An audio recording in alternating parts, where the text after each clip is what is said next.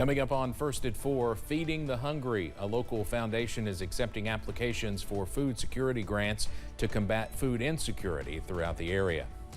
And robotics teams from schools throughout the region participate in an underwater exploration activity with the Challenger Learning Center.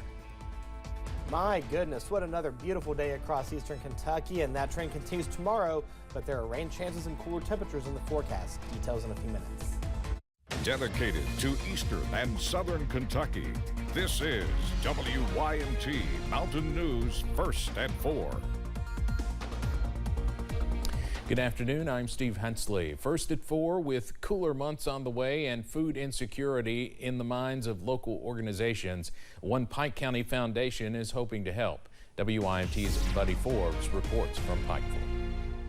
From food pantries to feeding programs, the Pikeville Community Foundation is hoping to work with area organizations to address food insecurity. The Pikeville Community Foundation is now accepting applications for its 2025 food security grants, asking organizations throughout Pike County to send in their requests for help. Foundation representatives say the mission is to funnel funding to the places that are filling plates and pantries, encouraging organizations with feeding programs to think outside of the box in their applications. We want everyone to start thinking about what their needs might be and send us your ideas, and hopefully we can send you some funding.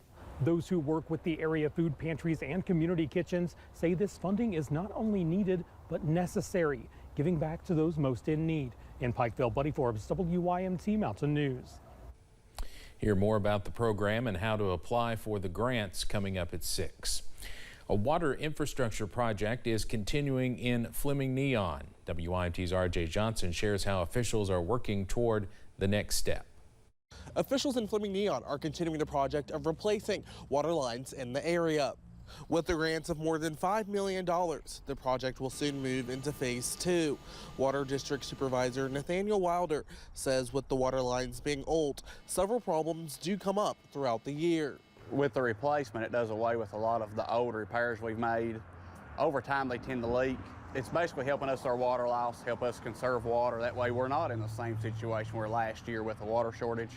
Wilder says the water lines run from the McRoberts area into the city and out to the Seco and Kona areas. Saying Phase 2 encompasses the larger part, which includes the city. In Fleming Neon, RJ Johnson, WYMT Mountain News.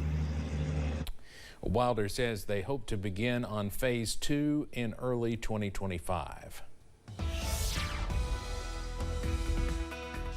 Man, Mother Nature has been spoiling us the past several days with highs in the mid to upper 70s, some places pretty close to 80 degrees. Take a look outside right now in Pulaski County, courtesy of the Kentucky Mesonet station there. Seeing a few high, thin cirrus clouds up there, but other than that, plenty of sunshine. Temperatures right now in the mid to upper 70s. Look at Somerset as well as Manchester as well as Jackson, 79 degrees. Keep in mind, we should only be at 67 for this time of year on the high end. We're at 78 in Clintwood, 77 in Hazard.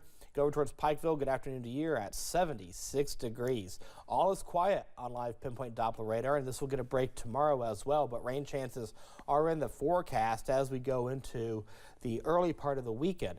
Temperatures for the next 12 hours stay in the 60s till we get to about the 1 o'clock time frame where we see highs in the upper 50s. When we wake up in the morning, temperatures will be in the 40s and 50s. I'll have your complete first alert forecast coming up in a few minutes. Steve. Eric, thank you. A 3-year-old has died as the result of a crash in Laurel County on Friday. Relatives tell us that 3-year-old Ezekiel Russell was in a Tahoe with his father, 29-year-old Christopher Russell, when it collided with a dump truck on Kentucky 192. They say Russell had just dropped off his 2 daughters at Cornerstone Christian School when the crash happened. The 3-year-old died on Sunday. It's devastating for the community. He was just, Chris was just a dad taking his girls to school and, going back to get ready for work or whatever he was doing for the day. And people who live in the area where the crash happened say they've seen a number of bad crashes in that same spot, and some are calling for more safety improvements. Robotics students from the mountains are making their way to Hazard this week and next. 33 teams are participating in the Challenger Learning Center's robotics competition. Teams from Magoffin and Whitley counties were at the pavilion in Hazard today to learn the connections between robotics and scuba diving with hands-on experience. The theme for the robotics competition is submerged. We also just get to be with like real professional divers and ask them questions for our first LEGO League innovation project.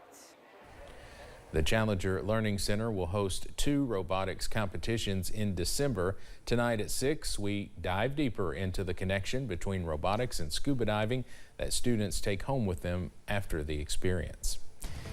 Coming up on Mountain News First at 4, he once had to help him tie his shoes, but tonight NBA star LeBron James is set to take the floor alongside his son Bronny as the father-son duo suit up in Lakers jerseys to make NBA history.